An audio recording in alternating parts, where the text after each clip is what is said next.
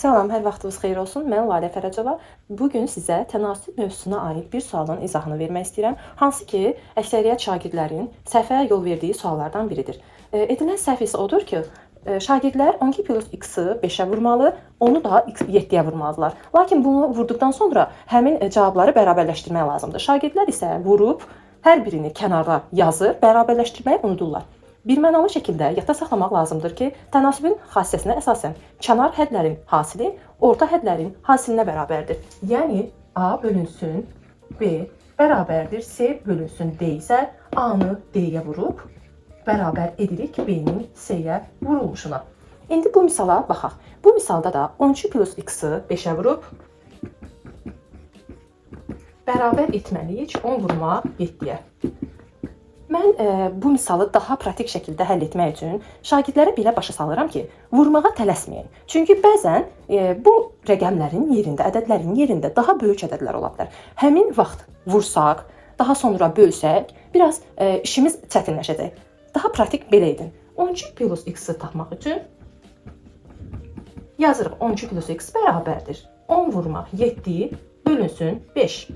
Burada biz ixtisar aparacağıq. 5 ilə onu ixtisar edirik 5-ə.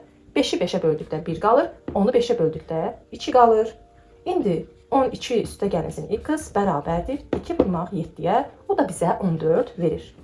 X-i tapdıqda isə 14-dən 12-ni çıxmalıyıq. Cavab da alınacaq 2.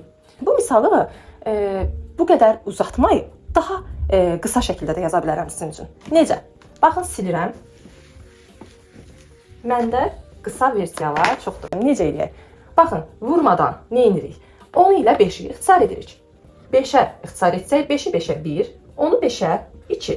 İndi vuraq. 12 plus x-i 1-ə vurduqda, yenə də 12 plus x alınacaq. 2-ni də 7-yə vurduq, alınır 14. X də bərabərdir, 14 çıxmaq 12. Cavab yenə də 2 alınacaq. Yəni elə yerindəcə ixtisar edib, daha qısa şəkildə cavabı tapa bilərik. Və bu ixtisar hansı hallarda olur? Əgər burada 7 əvəzinə başqa bir rəqəm olsaydı, bəli, bu 5-lə həmin ədədi də ixtisar edə bilərdiniz. 5-lə onu da ixtisar edə bildiniz. Məsələn, burada bir tutaq ki, 8 olsaydı, 8-lə onu ixtisar etmək olmazdı. İxtisar olma qaydasına fikir verək. Bu ikisi arasında ola bilər, bu ikisi arasında ola bilər, bunların arasında ola bilər, bir də baxın, bu yuxarıdakıların arasında ola bilər. Bu şəkildə. İndi mən sizə bir sual ünvanlayacağım və doğru cavabı şərhlərdə yazarsınız.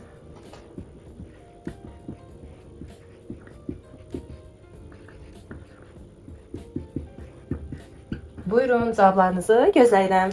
Sağ olun.